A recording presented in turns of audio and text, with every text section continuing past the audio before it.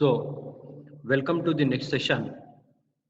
So, today's session will discuss with the new topic, that is module 5, lubrication and bearings. So, we are going to discuss on the lubrications and bearings. So, first we are going to discuss on the lubrications. What is lubricants? What are the use of lubricants? What are the different types of lubricants? And what are the applications of lubricants?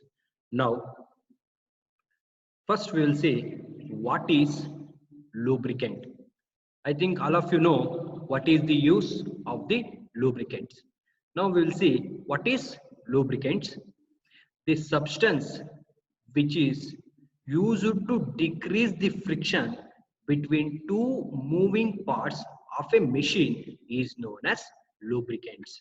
So that is nothing but the main function of the lubricants are used to reduce the friction between the two moving machines or the two moving surfaces. So therefore, the lubricants are used to reduce the friction between the two moving objects. That is the function of the lubricants. Now we will see what is friction. Now, next is definition of friction. As you can see figure here, so this whatever the thing you are seeing, this is one body or one component, and this is the another component. So we are applying the load towards the right side. Then the motion is also takes place towards the right side. So for this pushing force, some reaction force will be generated in opposite to this pushing force or the applied force. At that point, we will get the friction. So therefore, we can see the definition of friction, that is nothing but the opposing force which acts in the opposite direction of the movement of the upper body is called as friction, or simply we'll call it as force, or simply we'll call it as friction. And sure, now we are going to move the upper surface. To this upper surface, some another force will act which is opposite direction to this applied force, that we will call it as friction. So therefore, at this point, we will get the friction. And sure. So therefore, the friction can be defined as the opposing force which acts in the opposite direction of the applied load is called as friction. Now, in order to reduce this friction, we are going to use the lubricants. And sure, next we will see what are the disadvantages of friction. What will happen if friction will generated in between the moving surfaces? So it decreases the efficiency of the machine. When the friction is generated between the two components in a machine, because of this friction, the efficiency may be decreases. That is the first disadvantages. Next, it may cause wear and tear in the machine.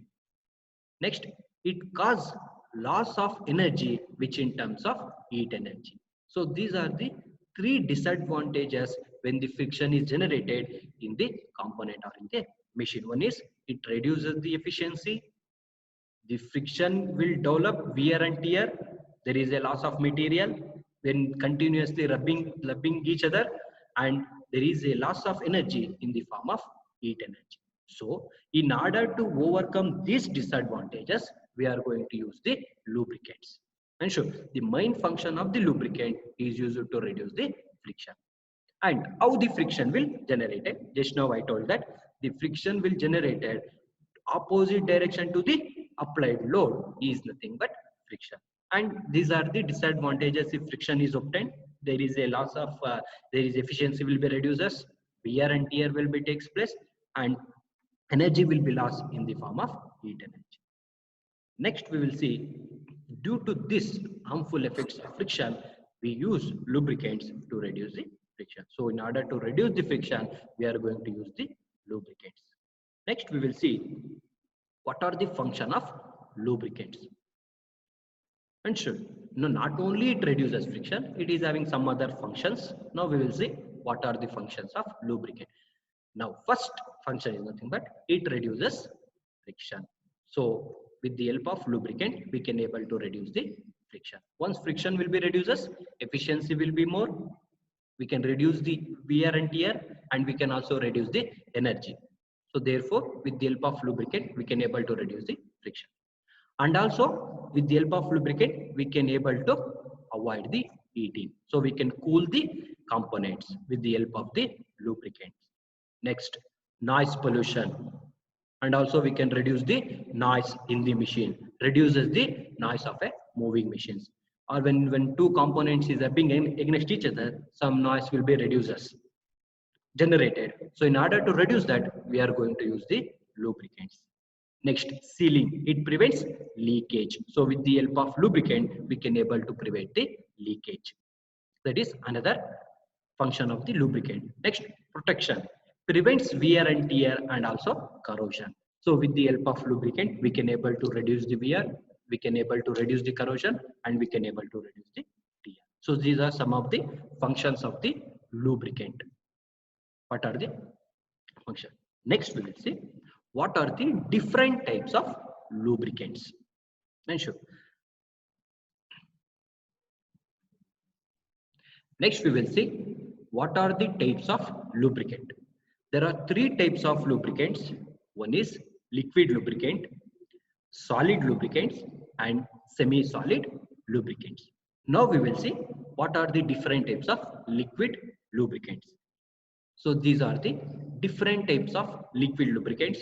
Examples: mineral oils, vegetable oils, and blended oils, animal oil, synthetic oil. So these are the examples of the liquid lubricants. So with the help of these liquid lubricants, we can able to reduce the friction, we can able to reduce the heat generated between the two components, we can able to reduce the corrosion, we can able to reduce the wear and tear, we can able to reduce the noise between the two components.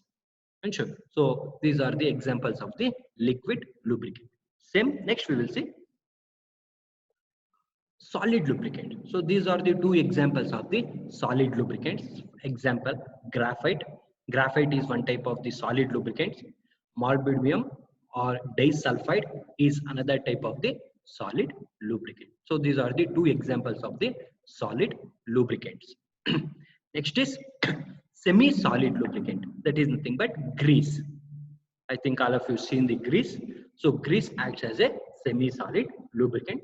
We are also using grease in order to reduce the friction or in order to reduce the noise or sound generated between the two moving components.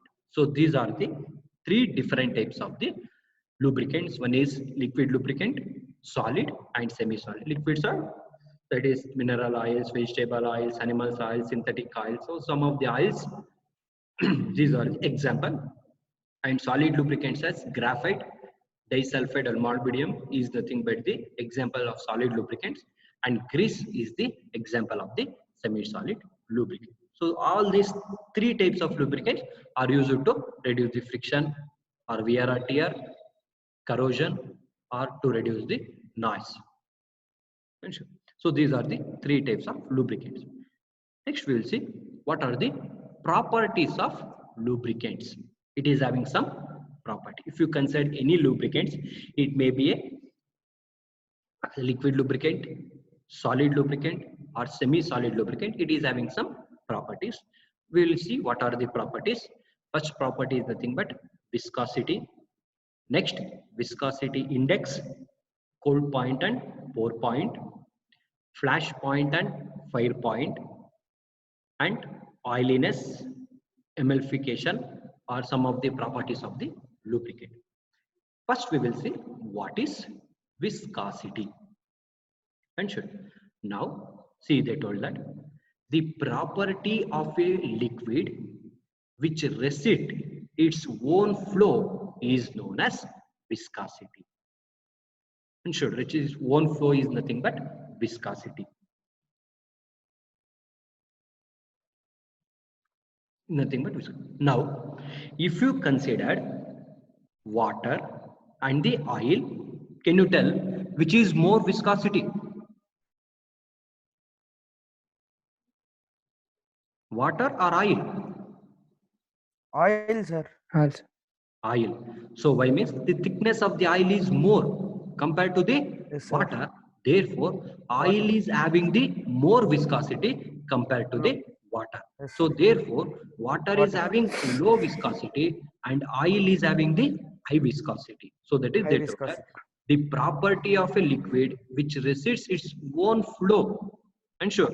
So in these two Yes, sir. examples, we can tell that water is having less viscosity, oil is having more viscosity depending upon the flow of the liquid. And sure. So depending upon the flow of the liquid, we can able to tell the how much viscosity of the oil having. So water is having less viscosity compared to the oil. So that is nothing but Sir, viscosity. grease oil ಕಿಂತ ಜಾಸ್ತಿ ಇರುತ್ತಲ್ಲ sir? Huh? Grease having more viscosity Grease compared to the oil. oil. Oil. Yes, sir. Next, we'll see what is viscosity index. The rate of change of viscosity with respect to the temperature is known as viscosity index. That is nothing but if you consider some oils, for example, if you consider an oil, if you heat the oil continuously, its viscosity increases or decreases? Increases. Increase agutta. For example, if you consider a grease, if you Sir. heat the grease with some temperature, its viscosity increases or decreases? Decreases, sir. So viscosity will be decreases. So Decreases. therefore, viscosity index is nothing but it is the rate of change of viscosity with temperature. With respect to temperature, we are representing the viscosity index. And should as temperature Sir, but increases, oil, oils also same thing. Its viscosity decreases if you keep on heat the oil. And sure, sir, as ಏನು you sir, heat ಆದ್ರೂ same ಇರುತ್ತಲ್ಲ sir ಅದರದ್ದು? next we will see what is cold and pour point. First we will see cold point. The lubricating oil cool slowly the temperature at which it becomes cloudy is called as cold point. For example, see if you consider in petroleum industry, cold point refers to the temperature below which wax in the diesel or biowax in the diesel forms a cloudy appearance. And so for example, if you consider some oil or something, so see figure, if you see the figure here, before eating and after eating, if you eat some oil after some temperature, it becomes it be at some temperature, it produces Cloudy. some wax or it produces some amount of thing present in the oil. At that point, we will call it as cloud point. And sure, so you can see the two figures here. This is before eating. You can see it is clear oil without anything present here. So after eating at some point, so you can see the white color inside the bottom. And sure, so therefore at that point we will call it as cloud point. And sure, it becomes cloudy or it becomes thicker at some temperature. That point we will call it as cloud point. And sure, next we will see what is pour point. The pour point of a liquid is the temperature below which liquid loses its flow characteristics. And sure, so for example, if you consider any oils or liquids, if you pour the oil on the floor, it will flow, right? So if you heat the oil at some temperature, the liquid or the oil loses its flow characteristics. At that point, we will call it as pour point, or we can define as the minimum temperature in which the oil has ability to pour down from a breaker. So at some temperature, the oil loses its characteristics. And so at that point, we will call it as pour point. So this is another characteristic of the lubricant. Next is nothing but flash point and fire point. So So this flash point and fire point experiment you have done in heat transfer lab. So already you know what is Sir. flash point. The lowest temperature at which oil gives enough vapor that ignites from a moment when a small flame is brought near to it is called as flash point. And sure, so at some temperature, if you bring the small amount of fire, suddenly it catches fire. And sure, so and suddenly it closes the fire. So that is nothing but flash points. At some point, suddenly it takes ignition. If you bring a small amount of flame to it, at that Vapors point, type ಬರುತ್ತೆ huh? Fire point, that is nothing but the lowest temperature at which oil gives off enough vapor which burns continuously. And sure, so if you bring a small amount of ignition near to the vapors, the oil catches fire continuously, it is burning. So that is nothing but fire point. And so you can see the figure here, some example of the fire point. Continuously flame is takes place here. If you bring small amount of fire near the vapor, that is nothing but fire point. And sure, next is nothing but oiliness. That is nothing but the capacity of oil to stick to the surface of the machine under condition of heavy pressure or load is called as oiliness. That is nothing but, so if you are using the lubricants in the machines in order to reduce the friction or in order to reduce the wear and tear or corrosion. So if you are using some oils, so some of the oils are very, its viscosity is more, at that time it will stick to the machines due to high pressure or due to high loads. That we will call it as oiliness. And sure, if viscosity is more, then it is having more viscosity, then it is very stick to the machines. If it is less viscosity, it won't stick to the machines. And sure, so depending upon the load, depending upon the pressure, the capacity of the oil will takes place. So they told that the capacity of the oil to stick to the surface of the machine under the condition of high pressure or load is called as oiliness.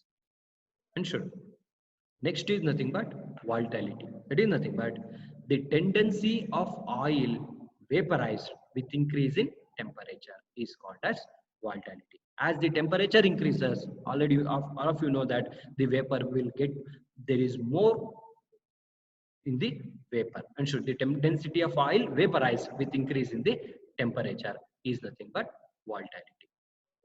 And should, so these are the some of the characteristics, some of the properties are the characteristics of the lubricants.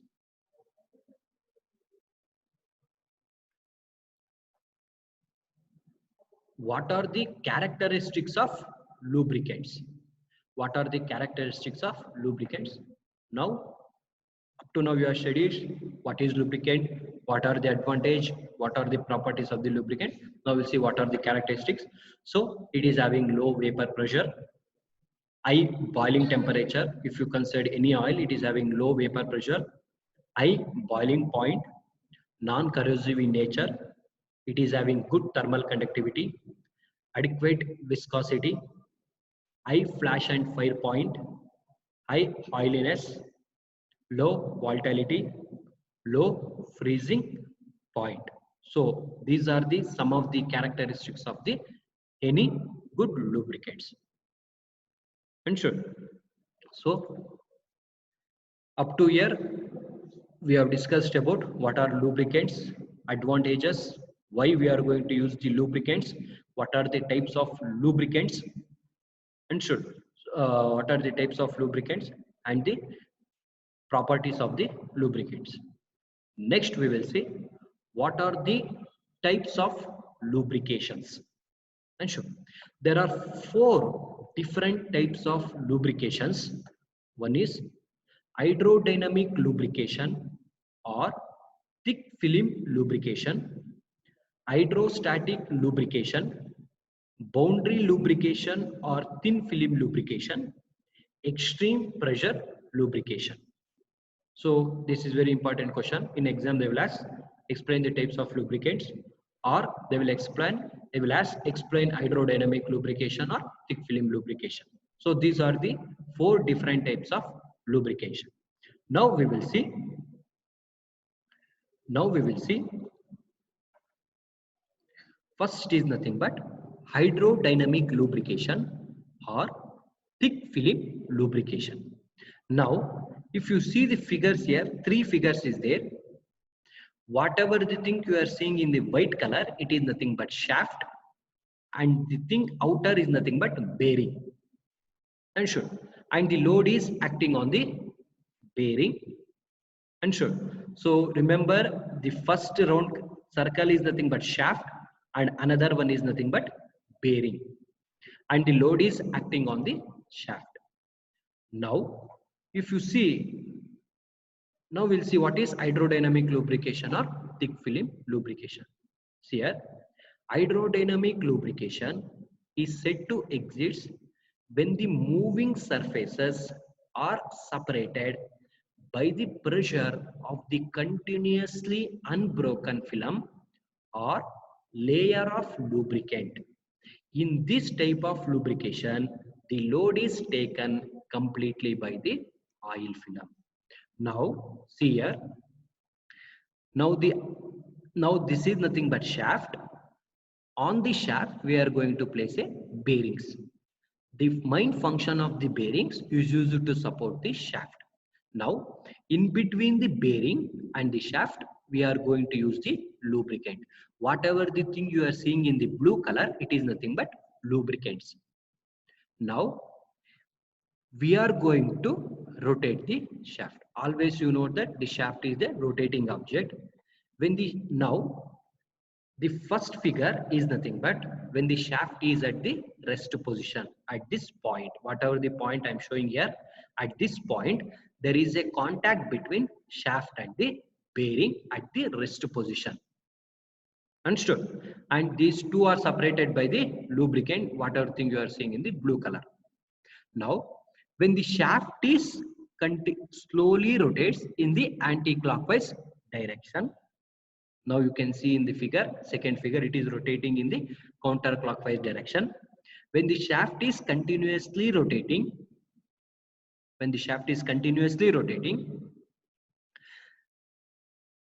the pressure inside the lubricant will be increases.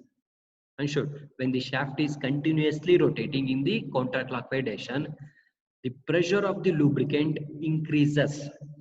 That pressure makes the separation of the shaft and the bearing.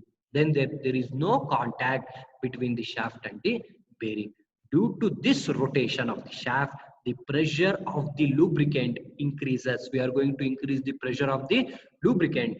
That pressure makes the separation between the shaft and the lubricant. And sure, so that process is nothing but hydrodynamic lubrication or thick film lubrication. That is nothing but in between the shaft and the bearing, we will get the thick lubricants. And sure, so in this way, by increasing the pressure of the lubricant, we are going to make the non-contact between shaft and the bearing. That is nothing but hydrodynamic lubrication. See, that only I told that when the journal rotates or the shaft rotates, it creates an oil taper or wedge between the two surfaces, and the pressure build up. And sure, the pressure will be generated, build up with the oil film supports the load. And sure, next, the hydrodynamic lubrication depends upon the relative speed between the surface, oil viscosity, load, and clearance between the moving or the sliding surface. And sure, this process is nothing but hydrodynamic lubrication. See, once again I'll tell. Now at the beginning, the general or the shaft and the bearing is at contact at this point. Now in between these two, we are going to use a lubricant. When the shaft is rotating in the counterclockwise direction with some speed, due to that speed and the load, it produces some pressure. Due to that pressure inside the lubricants, that pressure makes the separation between the bearing and the shaft. And sure, that process is nothing but hydrodynamic lubrication. And sure, so these hydrodynamic lubrications are used in applications of this process is delicate instruments, and it is used in light machines like watches, clocks, guns, sewing machines, scientific instrument, and it is also used in pedestal bearings. And sure. So this is next is nothing but hydrostatic lubrication. This is also similar to the hydrodynamic lubrication, but here see, if you see the figure here, this is the shaft, this is the bearing. Again there is a contact here between the shaft and the bearing. So in hydrodynamic bearing, what we are doing, we are rotating the shaft.